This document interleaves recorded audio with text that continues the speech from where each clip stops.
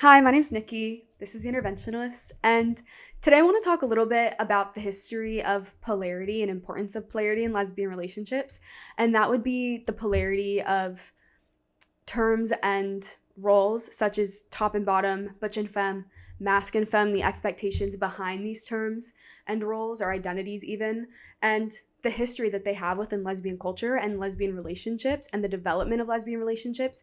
Because I've been doing a lot of reading about lesbian history, and something that struck me was the way that lesbian relationships have always struggled with trying to find a way to, I guess, surpass platonic barriers and go into romantic or sexual territory. And this is something I've talked a lot about on my channel before, like the way that it can be difficult, especially after being socialized in such a specific way, especially if you're socialized to be stereotypically or traditionally feminine. That comes with this expectation to be more passive, to be in a reactive role rather than the role of an initiator, like in sexual scripts and dynamics that we're exposed to and sort of we see modeled for us. And because of that, it can sometimes be hard when you're dating for the first time as a lesbian and suddenly you have two people who are socialized with the expectation of being the reactor, of being more passive. And so it can be difficult for a lesbian relationship sometimes to move forward because you're hindered by this socialized, instilled expectation.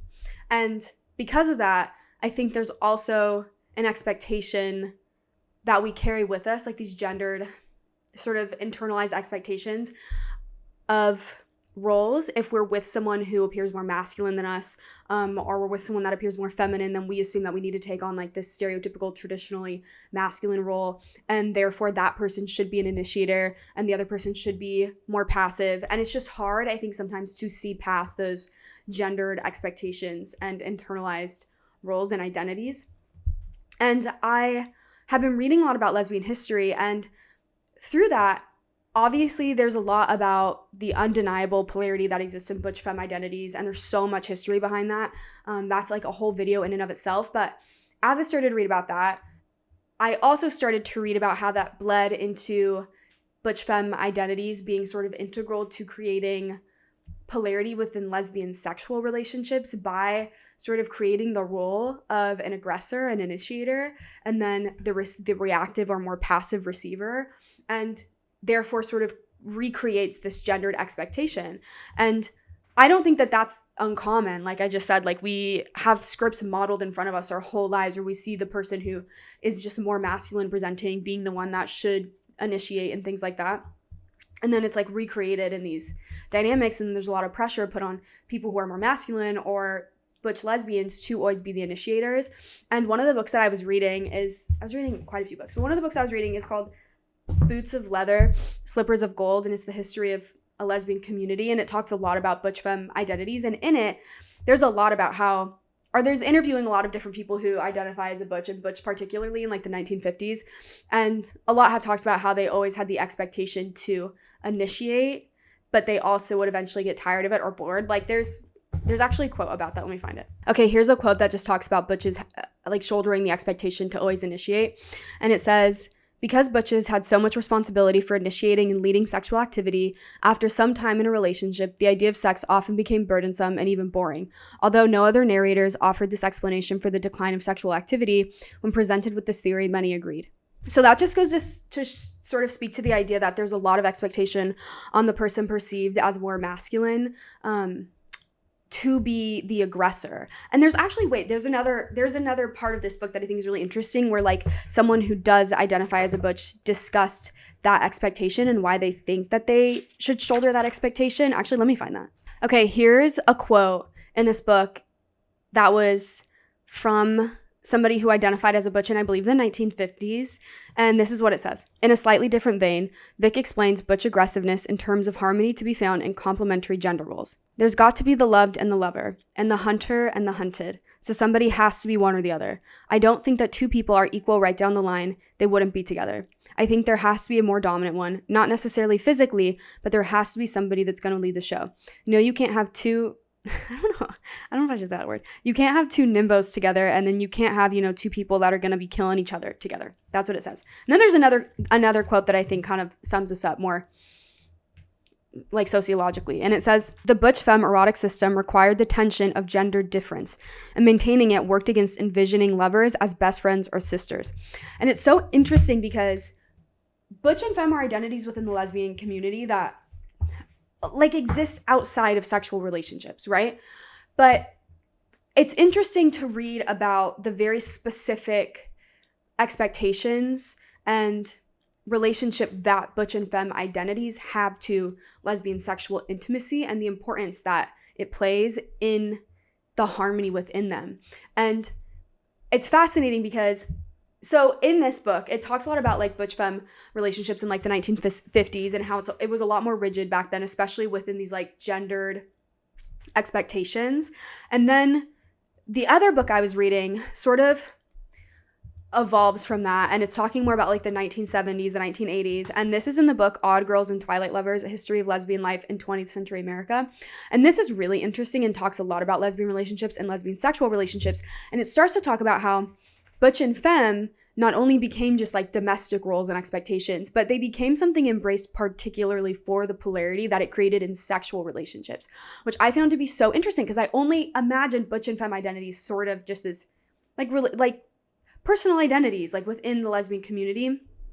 And it's interesting to hear them described very specifically in regards to how they affect a lesbian sexual dynamic. And what's fascinating is that in this book, it talks a lot about how because many lesbians experienced a socialization where they were encouraged to be passive, right? Like I was just talking about, to be the reactor, to be passive. There is a difficulty in developing our relationships, and particularly developing sexual relationships. Because if you're socialized to be that way, to fulfill these like oppressive and restricting feminine expectations, you're likely not going to feel comfortable expressing sexual interest, talking about it, or initiating for so many different reasons. And because of that, your ability to like engage in sexual relationships as a lesbian becomes hindered, and the development to engage in those relationships becomes hindered. Like here's a quote from this book that's talking about it, the Odd Girls and Twilight Lovers. But the relative paucity of sex between lesbians is certainly aggravated by socialization. Since both individuals in the couple have been raised as female, there's no trained sexual initiator who will automatically make the first move over a period of time. Often, each woman waits upon the other to initiate. Female sexuality has been socially constructed around reacting rather than acting, and lesbians as women have generally not been able to transcend with ease what they have been taught. Paucity means like scarcity, so like the scarcity of lesbian sex. And I think it's interesting because it's very true and something that I think a lot of lesbians experience. It's like, how do I get to the next level with someone that I like? Because I'm afraid of initiating there's so many different reasons that our socialization and our experiences make us afraid of initiating. I think that there's a lot to be said for the way that like we also as lesbians experience like the impact of things like a predatory lesbian trope, and then we're afraid to initiate with a woman or to show interest because what if we're being creepy, what if we're being weird, or like afraid to make her uncomfortable because we know what it's like to be uncomfortable when advances are made towards us that we don't want. There's so much behind it, but there's also just the socialized passivity that we have in regards to romantic and sexual relationships. And the reason that sex is like so fascinating and kind of like the focus of this is because romantic relationships were more likely to develop because it didn't require the same level of initiation or physical initiation. And there's less sort of socialized, I would say, shame in regards to romantic initiation. You know, like there's a lot of socialized shame in regards to women and their sexual desires or lust where they're not supposed to experience that, let alone explore it. And so if you were someone who was a lesbian and wanted a sexual relationship or even to try it out, it was difficult to take that step because of that specific hindrance from our socialization. And so lesbians seem to be particularly hindered that way. And in this book, it talks a lot about how there's like the movement of sort of lesbian sexual radicals and the way that they really focused on issues relating to lesbian sex and lesbians' ability to explore sexual relationships freely, all of these different things. They really heavily focused on lesbian sexual relationships. And then there's like the other side of the coin.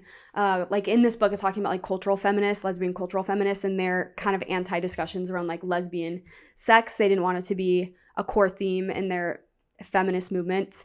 But there's the lesbian like sexual radicals where they really focused on lesbian sex and how they believed it was critical to equality that women were sort of just as liberated in relation to their sexual desires and their ability to act on them. And so there was a lot of discussions around lesbian sex, a lot of encouragement in regards to lesbian sexual relationships to like encourage the development and try and like overcome this socialization that hindered people from even being able to really embrace lesbian sexual relationships.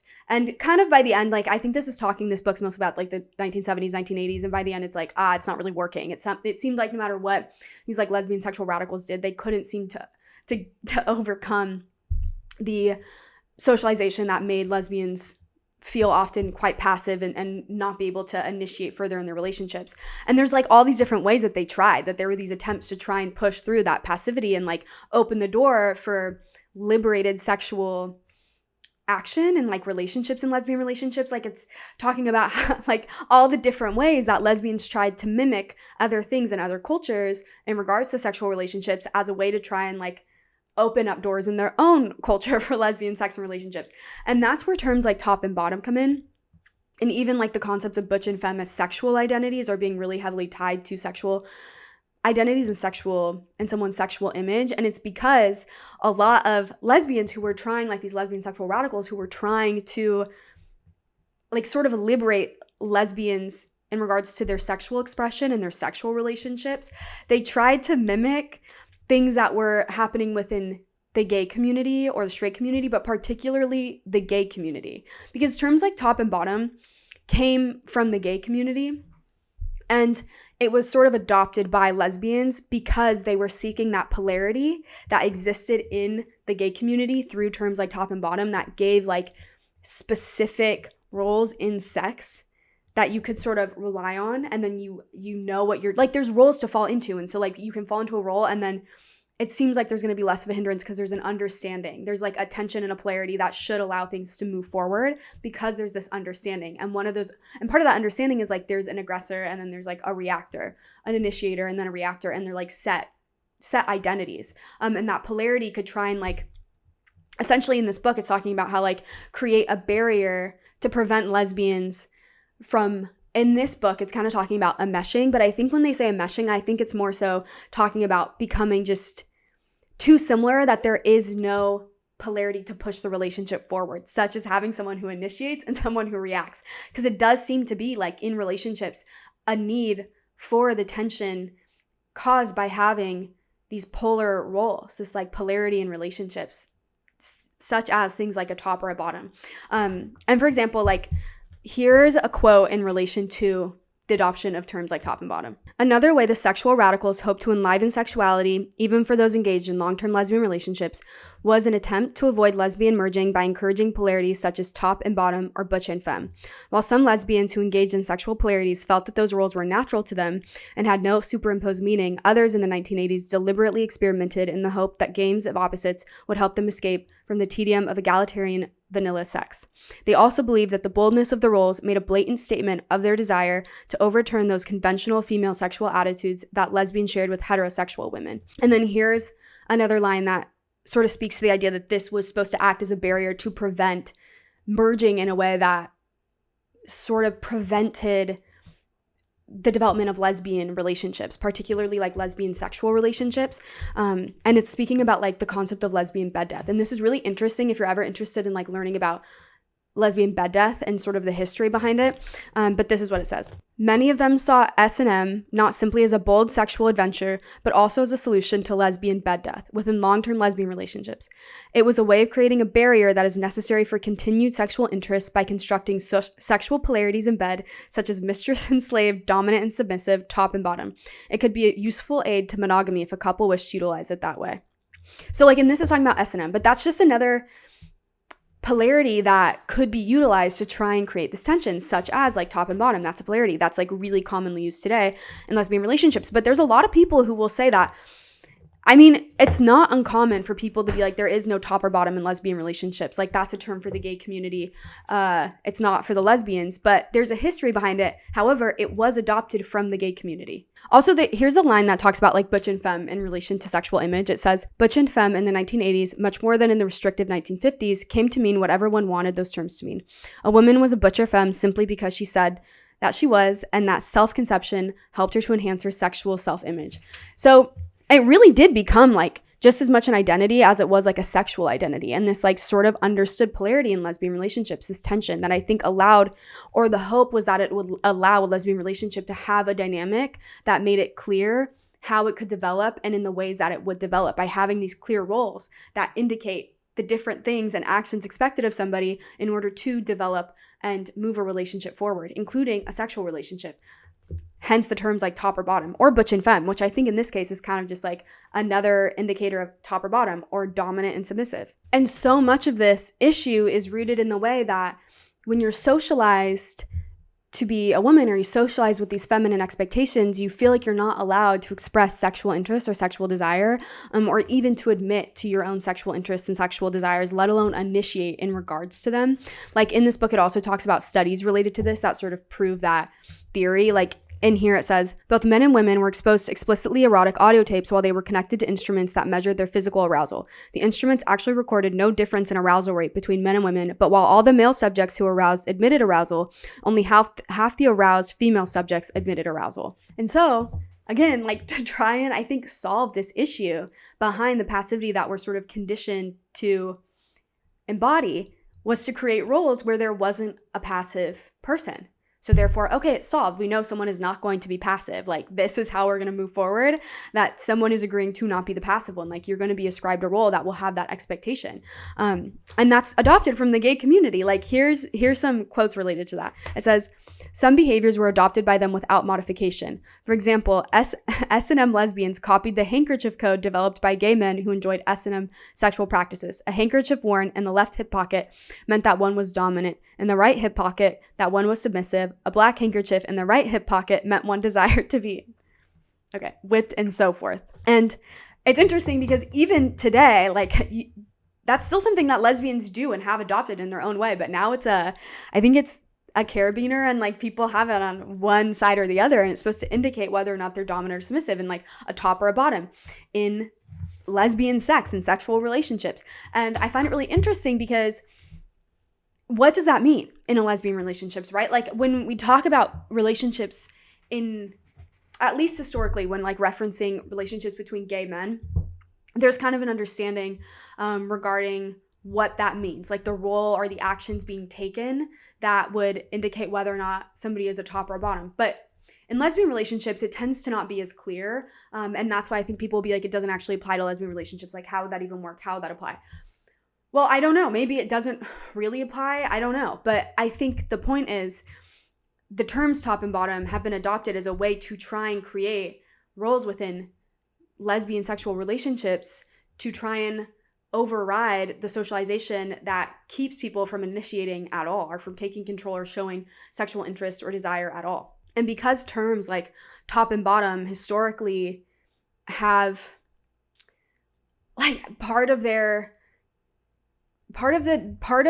expectation and roles behind them is one is more active and one is passive, it makes sense that lesbians would then I adopt them as a way to try and solve this issue, however that looked in lesbian relationships. I don't know. Depends how it looks. It depends how it looks, how your lesbian relationships look. Like, maybe that term doesn't feel like it applies to you, but I can understand why lesbians then adopted it, even though I think a lot of the times it doesn't always make sense because it doesn't compute the same way I think in lesbian relationships as it does in like gay relationships, what top and bottom really means. I think sometimes people struggle to even describe what that really means in lesbian relationships.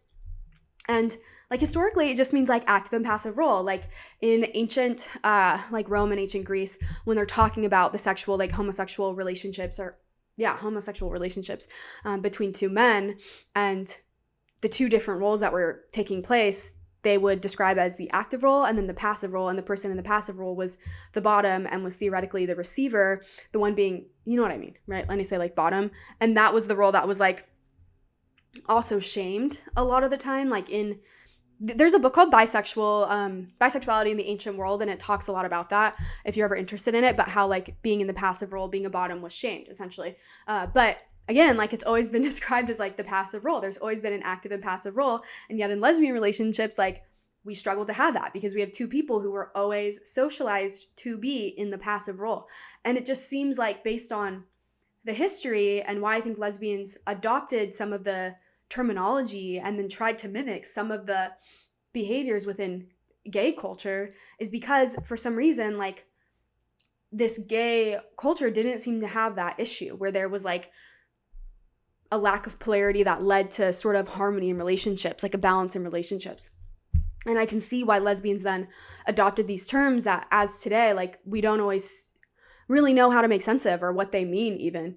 And I've been thinking a lot about it because I think the term top and bottom in particular is really interesting to me, or like Masc and Femme, because of their polarity and the way that I think sometimes we really cling to them for a sense of identity, or it's like really important to us in a relationship to have that polarity. Like if we're a top, we want to be with a bottom, or like even the way that we can get attached to these terms as an aspect of our identity, even though like, what does that even really mean? Like, what does it mean for being a top to be part of your identity, or to be masc to be part of your identity? Like masculinity is a construct, femininity is a construct, but a masc-femme relationship is a form of polarity that I think creates a sense of tension in a relationship that can sometimes, I think, give a sense of harmony or balance, because there's expectations when you go into it in these polar roles, gendered even, if you will, that allow you to sort of fall into these roles and then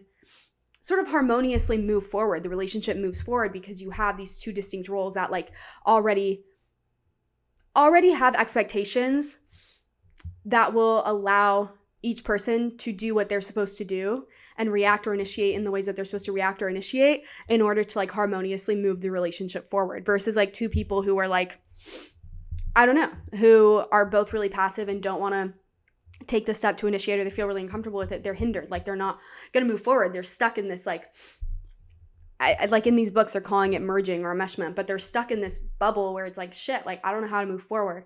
And so finding those terms and just having an understanding of polarity in any way, I think can create a sense of like inner, I don't know, maybe a sense of like inner calm or inner comfort related to the familiarity and the familiarity of expectation behind these terms, that allows you to know your role and the other person's role and what you have to do and what they have to do. And so therefore, you know the path forward. And I think a lot of it comes from like reenacting theoretically like the same sexual scripts and models that we've been given our whole lives, and like historically we've been given. And then even then, while like they're trying to fight against these sexual scripts, finding their way back to these sexual scripts, the core theme of them, which is polarity in relationships, whether or not it's like considered gendered or heteronormative, whatever, it doesn't really matter. The point is there seems to be this consistent core theme within all relationships of polarity, and lesbian relationships seem to be the relationships that struggle the most when it comes to creating that polarity that allows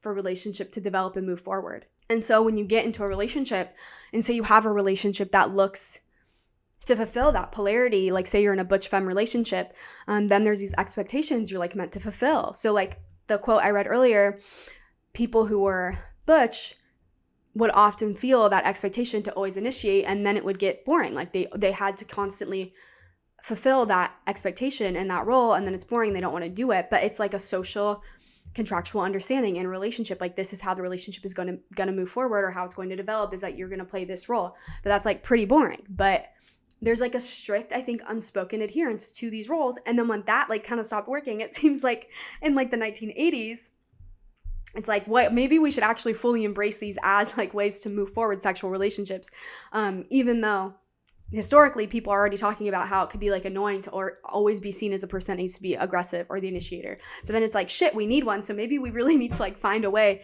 to create polarity or like create these expectations. And it just didn't seem to work. Like as I was reading more and more about the history, it just like never seemed to really work. And I think a lot of it is like in the past especially, like the amount of sexual repression that women faced altogether. So to feel comfortable in any capacity really showing openly sexual arousal or like sexual interest, I think was going to be really difficult to overcome. I think like in today, the modern times, at least where I'm in the United States, there's more sexual liberation, while there's still obviously discrimination and oppression related to sexual expression and desires, especially if you're raised as a woman and for women in general because of misogyny. There still is a greater sense of sexual liberation, I think, that allows us to embrace sexual relationships. And because of that, it makes me wonder, like, have we evolved out of the need for terms like top and bottom, or should we embrace them because it has given us that polarity to potentially like further develop our relationships, to have these unspoken understandings? How important is it to have these unspoken understandings through these descriptors, even if these descriptors to some people feel like they're being boxed in or they don't make sense, but to others it feels like an unspoken, immediate understanding of mutual expectation that allows the relationship to move forward in quite like a harmonious way, because you don't really have to discuss it, you just know. And it just like makes me wonder. I've just been thinking about it. And then I'm thinking a lot about like my own relationship to terms like top and bottom and the expectations behind them and the people I know. Like the concept of being a top or bottom, the way that it's tied, right, to the role of the initiator and then thus tied to the role of like masculinity, the way that like Butch identity is tied to like masculinity, and that all like it's tied to masculine expectation such as aggressiveness, initiation, the way that it can feel shameful if you don't fulfill a certain role. If you are masculine, if you're considered the more masculine individual, it can be shameful to then not fulfill the active role if you then are like taking on the passive role, which is why like it was like a crime to be in the passive position in like ancient Rome or ancient Greece, because to not be in the active role as a man essentially was like humiliating. It was defiling. And so I think that like translates even to today. I think it can feel emasculating sometimes. There's a shame that can come with it, like those that are being perceived as masculine or being like put in that masculine role to play a passive role sexually, that like essentially to bottom, there's shame there. And so I think the expectation to fulfill the standard of, or the expectation to fulfill the role of a top or the active role in sex can become really tied to somebody's worth and identity, even if they don't want to do it. And so like that expectation becomes something that is sort of essential to their own sense of worth and value in a relationship, and their own sense of stability and like self-concept is to be a top because they're perceived as masculine, or they are masculine in a lot of ways. And so therefore, in order to be like a whole person or have like worth as, say, a butch in a relationship, they also need to be a top. It's like they all become intertwined. And I find that really fascinating because I've talked about this story before. My first ex, she was Masc. She was like way more masculine than me. She was a stud, and she was very heavily tied, or her sense of self-worth and her self-concept was like heavily tied to her masculinity and her ability to fulfill all like stereotypical traditional masculine expectations. And that included being seen as a top or an initiator in sex. And it like wasn't an option to not be seen that way, even though, again, like in lesbian relationships, arguably, like what does that even mean to be your top or bottom? Does that matter? Why do we even have that term? In lesbian history, we really only like adopted it as a way to try and like move forward lesbian sexual relationships by like trying to help push past the way that we have two passive individuals. But her sense of like self-worth and her self-concept in a relationship was so tied to also being seen as a top. And I remember when we like first got together, I told this story before, it's kind of insane. She asked me to guess if she was a top or a bottom, and we like had just gotten together, and I didn't know but this was my honest guess. Like I wasn't fucking with her. I wasn't trying to be funny. She asked me to guess. This was my honest guess on her, like based on her behavior in our time together. And I guess she was a bottom, and she was so upset with me. She got up, she was like, I've never felt so emasculated. I feel like I need to go hook up with a girl to prove my, or to like I don't remember what she said, like establish my dominance. She was like, I've never felt, I don't think I can see you again. I don't think I'm gonna be able to forget that. She got up, she was at my house. She got up, she packed her stuff. She was like, I can't do this. Like, I'm sorry, like that's so emasculating. Like I like you a lot, but I can't, whatever. She walked to the living room and like said goodbye to my roommate who she doesn't know. They had like never spoken before. It was so weird. And then she came back in my room. I didn't follow her out. I was like, what the fuck is going on? And then she was like, I just can't believe you said that. Like, I don't know how I'm going to move past that, whatever. And then she got over it. She stayed for like 10 more minutes and she got over it. But she was so offended. Like it like really hit her in her ego. And I think it was a really big attack on her self-concept and the way that she identified and like her sense of worth and her sense of expectation in a relationship. It was destabilizing, I think, to be seen as something other than all that encompasses like these stereotypical traditional masculine expectations. And so I find it really fascinating that these terms were really only created to create polarity in a relationship, to try and move sexual relationships forward. But now, I don't know if it's just now or if it's something before, like there's a sense of identity tied to them. And I don't even really know if you could say what that means. Like, what is the identity of a top in a lesbian relationship? I don't know. I think it depends. I think it depends on your sexual relationship. But having it become something really tied to your lesbian identity and your worth and your self-concept is fascinating to me. And then I thought about myself and I'm like, what does that even mean to me? Like, top or bottom? And I've thought about like the way that, I don't know. I will say that like I've struggled in the past with feeling like offended if someone, which I guess I sort of relate to my ex in this way, but I don't really know why I feel this way. In the past, I have struggled or would feel a little offended if somebody thought that I was a bottom. Like it did offend me a little bit, except it wasn't related to emasculation or masculinity. Like I didn't care about that. I could be dressed more femme or more masculine. I don't know. It had nothing to do with masculinity, but I would find a sense of offense. Like, how could you think that I'm a bottom? Like, and I think about it now and I'm like, why was I kind of offended? Or even like in relationships I've had, like those roles, a top and a bottom role being misunderstood from the outside was a bit destabilizing and offensive to both me and the person I was with. So for example, in that relationship with my ex, for her, like in that relationship, it was really destabilizing to have it misperceived as her being a top or a bottom, or me being a top or a bottom. Like if it wasn't what she wanted it to look like, it was really destabilizing. And it's fascinating because it went so far beyond like the actual roles in bed. Like arguably in that relationship, she was not a top. Like that's what's fascinating. It simply became like an identity. It was like something tied to her identity that extended at that point far beyond sexual relationships. And it was no longer about the sexual role that she played. It was about something more, because she didn't play like the role of a top, which is what I find really interesting. Like, what does it mean outside of sex then, when it was like adopted in the lesbian community as a way to try and fix lesbian passivity in relation to sex, right? Like it became something more. It's become something more.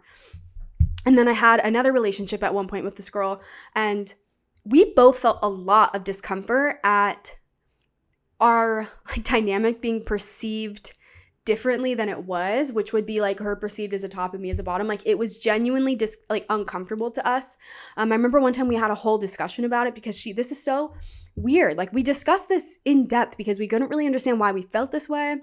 It was really uncomfortable for us one time when she wore, this is so weird, but this is just the honest truth. She wore shoes that made her taller than me. And it was like very weird, and it was very uncomfortable for us. And we were both like, this can't happen again. Like, this is so weird. Like, this is not us. This is not our dynamic. And we talked about it for like a long time afterwards, because why we felt that way, but we couldn't deny the fact that it felt uncomfortable. Like, this is not our dynamic, and we didn't want that. And it really is like a similar feeling to the way I feel when someone would perceive me or assume I was a bottom. It didn't even matter whether or not I was or I wasn't. It was just the assumption. And I think it's because as we've evolved and these roles like have lost their tie essentially to even just being sexual roles, whatever they came from, how we've adopted them in the lesbian community, what their history was, they become tied to a sense of, I think, social identity and social worth or social value, and the way that masculinity is valued more and more respectable than femininity, and the way that being a top was tied to masculine identity and masculine expectation. The way that like my ex was offended at the assumption she was a bottom because of her tie to masculinity. For me, I don't think it was tied the same way to masculinity for me, but I do think it was tied to a form of sort of like resentment of feminine expectation and misogyny, like a resentment of the way that to be feminine, to play like this a traditional stereotypical feminine role is perceived as less than, and this like resentment of the expectation to have always been that thing. I think I resented that, and I think it caused me to be offended by the notion that I was that for a lot of different reasons. But I also think so much of it does come back to the way that to be in the masculine role, to fulfill any masculine expectation or role, I think does create like a sense of power and worth that isn't found in feminine roles or expectations. There's like a sense of value and worth and respectability found in the active role that like historically we've understood as a top, all the way back to like ancient Rome, versus like the disrespect regarding being in the passive role, so being a bottom, that still follows today and would be associated with like what we consider a feminine role. And I think it's like social respectability and power and like, I don't know, but these terms like have started to describe sexual relationships, like roles in sexual relationships, expectations in sexual relationships. I mean, at some point, I think they were just words that came from descriptors of already existing roles, and then they've defined, like they were like now of a descriptor, like these were already existing roles. It's like, okay, now we're going to call it a top and a bottom. And then lesbians, I think, adopted it because these descriptors and terms existed, and they're like, shit, we need some kind of polarity. Let's use these words and find a way to make it work within our community. But I think before they were just like, the words were developed in response to things already existing. And then for lesbians, I think the words were adopted to try and recreate pre-existing relationship dynamics that seemed to allow exploration of sexuality, like sexual relationships that allowed relationships to move forward and have sexual relationships. And it's just interesting, like there's no actual tie to identity that top and bottom should have, and yet somehow it does feel integral in a lot of ways to identity sometimes. And I've witnessed, not only in me, I've obviously like felt things about it that I don't feel anymore, but when I look back, I'm like, yeah, I've had weird reactions to being perceived as a bottom. Like it just bothered me, and it doesn't bother me anymore. Now I couldn't care less, but it used to bother me. My ex freaked out. I've been with girls who like were really offended by being perceived as a bottom. I've never really ever met someone who was particularly offended by being perceived as a top, ever. And I think it's because there is that tie to masculinity that like does offer social respectability, and a sense of like social worth and power that femininity doesn't have. And I think that there's like an inherent social tie to a top and a bottom, to masculinity and femininity. And I think that's why I've never met anyone who's offended at being seen as a top. But I have seen a lot of people be offended at being seen as a bottom, because I think it speaks to something greater than just a sexual role at this point. I think it speaks to somebody's like worth and value being perceived by others. I think maybe I struggled with it. I don't really know. It's something that as I read about this that I would have to do more research on. Like, I don't know why I felt that way. Like, I can kind of intuit maybe, yeah, it probably was related to masculinity, probably like resentment. But I don't know. I don't know. I like actually don't know. But I just find it really fascinating. It's like, that's really all there is to it. I just wanted to talk about it. I find it really fascinating. I don't have like any like culminative statement or thesis to this. I just wanted to talk about it, like the polarity in lesbian relationships and why it exists and the different ways it's been used to try and move forward or develop lesbian relationships, like Butch and Femme, the polarity that creates and the expectations that places on individuals, and the way that is used to be a way to move lesbian relationships forward by having assigned roles and expectations to like that allow you to move forward by knowing what you're supposed to and not supposed to do, but then the exhaustion and the fatigue that comes with those expectations, like Butch is being expected to always initiate and they don't want to do that and all the time because that's exhausting, stuff like that. And then the way that it then became terms like top and bottom, or like then adopting terms from the BDSM community, like S&M. Are those terms like sadist and masochist? But the BDSM community, like things like that, are dom and sub, like to try and find that polarity. So I guess like really you can replace the words with anything, top and bottom, dom and sub, like butch and femme. In this case, like we're really just discussing the attempt to create a sense of polarity through expectation and roles of expectations, to create a dynamic where there won't just be two passive people that prevents the relationship from moving forward because neither acts and neither feels like they're allowed to act. So you create a role where it's expected for them to act. I don't know. I'm just thinking about it. That's really all there is to it. I've just been thinking about it. I think it's really fascinating. These books are really interesting. There's so much I want to talk about that's come from them, and I've read so much. But I'm going to read more. I haven't finished both of them, but they're really interesting. I really recommend it. One is called Odd Girls and Twilight Lovers, A History of Lesbian Life in 20th Century America by Lillian Faderman. And then the other one is called Boots of Leather, Slippers of Gold, The History of a Lesbian Community by Elizabeth Lapovsky Kennedy and Madeline D. Davis. I think that's the name. I really like them in regards to lesbian history, especially like Butch and Femme history and lesbian relationships and lesbian dynamics. This book I thrifted, actually, which I find really interesting because one of the chapters, like in the beginning of it, people had like annotated stuff in the book, which I love. Like there's things annotated and notes in the back. But it's funny because at the beginning of one of these chapters, talking particularly about like passivity and then how that led to adopting terms like top and bottom, the only thing that this person highlighted in the entire chapter is a line within a quote. And the line is, "Unfuck them, I say."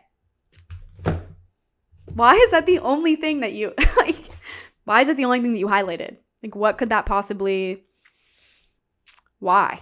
The actual whole quote is, "Could it be that the real fear of those who want to use sexual repression to fuel the women's movement is that we might actually make so much progress that, gasp, we would not go to meetings at all? I guess some people would just be happier in a world where there's never any time for romantic picnics or week-long," I'm going to censor that word. "They'd rather caucus than copulate." Okay, I'm going to censor it again. And then it says, "Unfuck them, I say. They've already wished that on themselves anyways." I don't even really know what that means. There's another quote above that says, "Why I'm against SM liberation." And it says, "I do not know any feminist worthy of that name who, if forced to choose between freedom and sex, would choose sex." Which is like kind of the tension that existed between like the sexual radicals and the cultural feminists in this, is that they didn't like the emphasis on sexual expression and sexual liberation and sex that sexual radicals were focusing on or believed in. So I don't know. I just think it's interesting. I've just been thinking about it.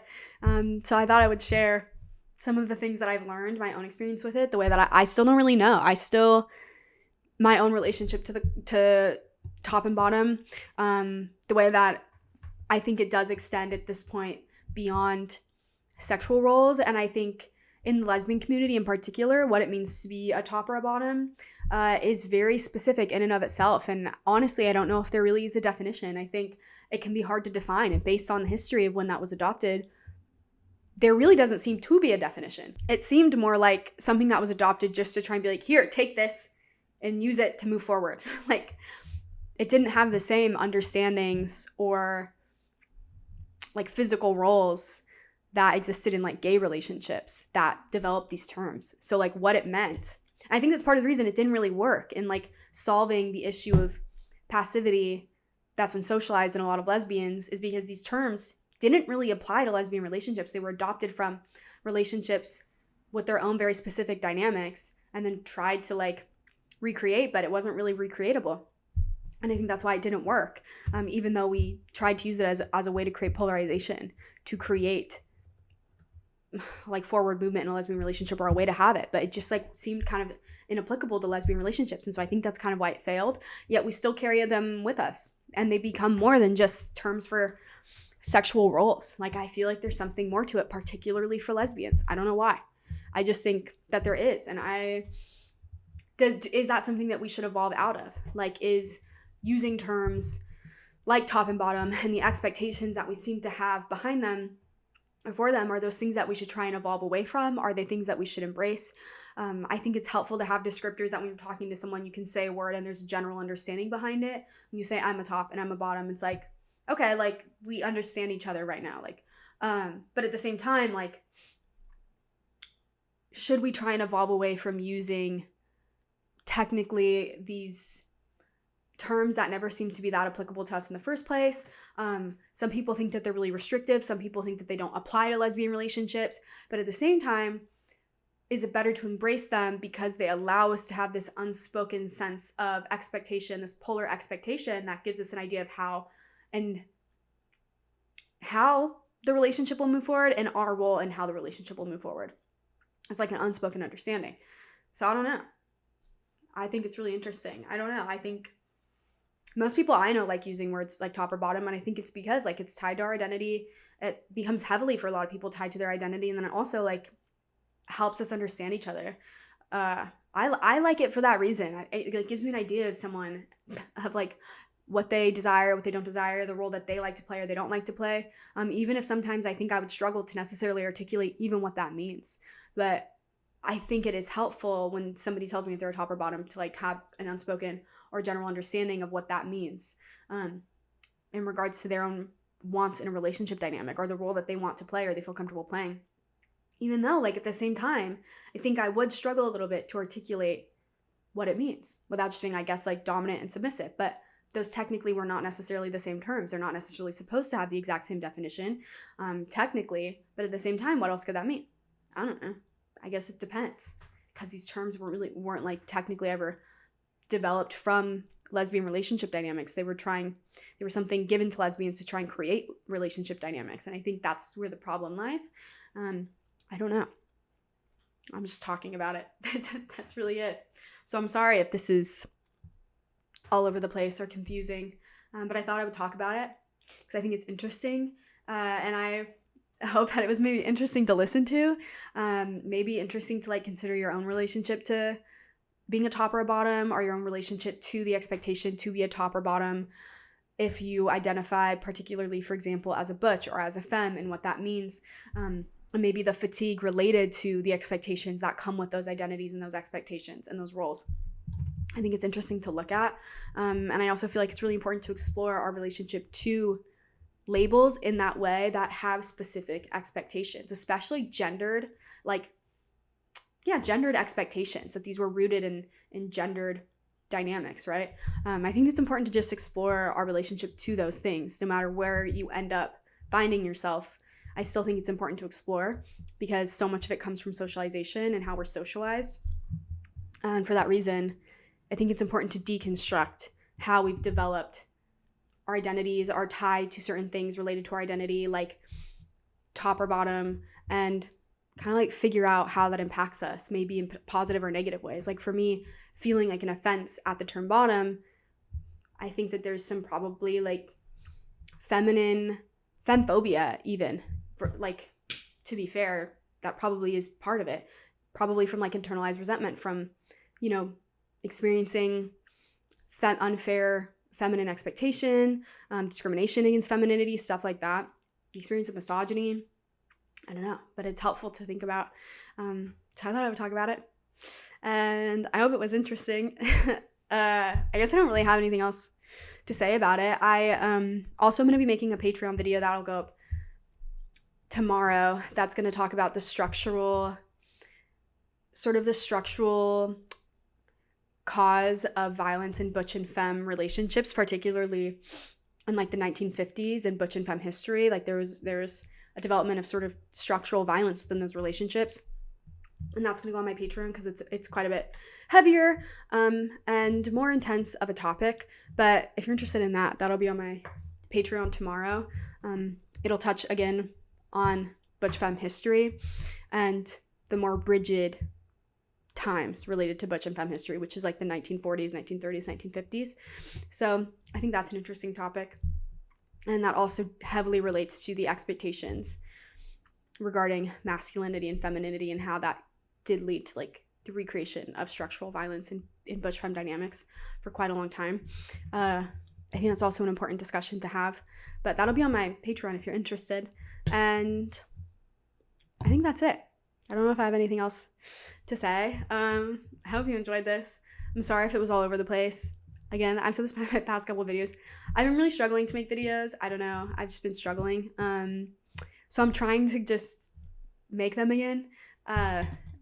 So even if they're a little bit different or maybe a little bit more all over the place, I hope maybe it was still interesting. I'm trying to find, I guess, my sense of self in making them again. So I apologize if this feels maybe a little erratic. I also had way too much caffeine today, but I'm trying to get it together again. So this is my attempt, is just doing it. So anyways, okay, I think that's it. I think I'll end it here. If you have anything related to this that you want to share or you want to talk about, whether it's your own personal experience or maybe something that you've learned before, something you've observed, I would love to hear it. Particularly any personal experiences in relation to this or personal deconstructions in relation to this. I think it would be really interesting, particularly because it helps mirror my own experiences and helps me learn about my own experiences. So selfishly so, I would love to hear yours if you feel comfortable sharing them. You're always free, like feel free to always share them here, and it's a safe space to do so. I moderate the comments really heavily to make sure that there's never any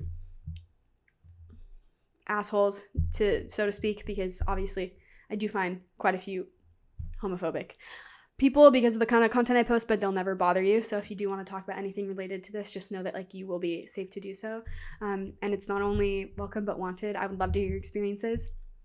If you don't feel comfortable commenting it, you can always send it to me directly. I have my email down below, and I would be honored to read it, to hear your experiences. I can also publish it on the website for this, where there's other published pieces.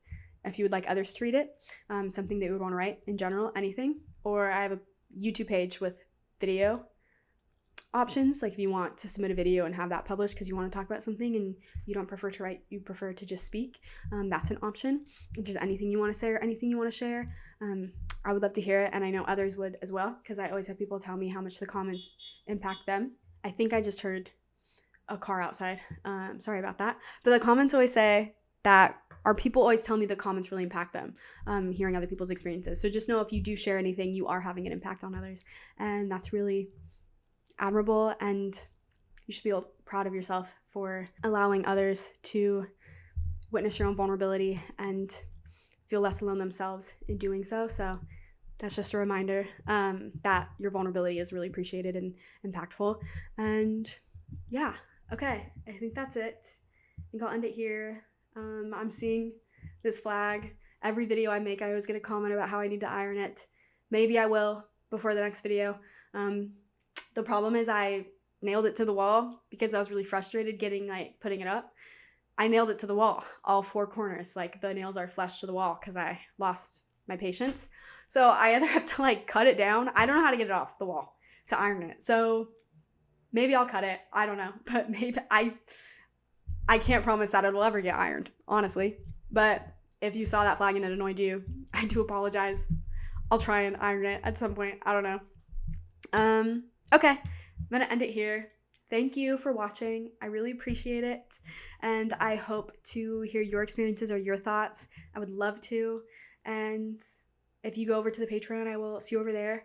Well, that video will be up tomorrow, but I will see you over there if you do go over there. And I hope you have a good rest of your day. And I will see you in the next video. Okay, bye.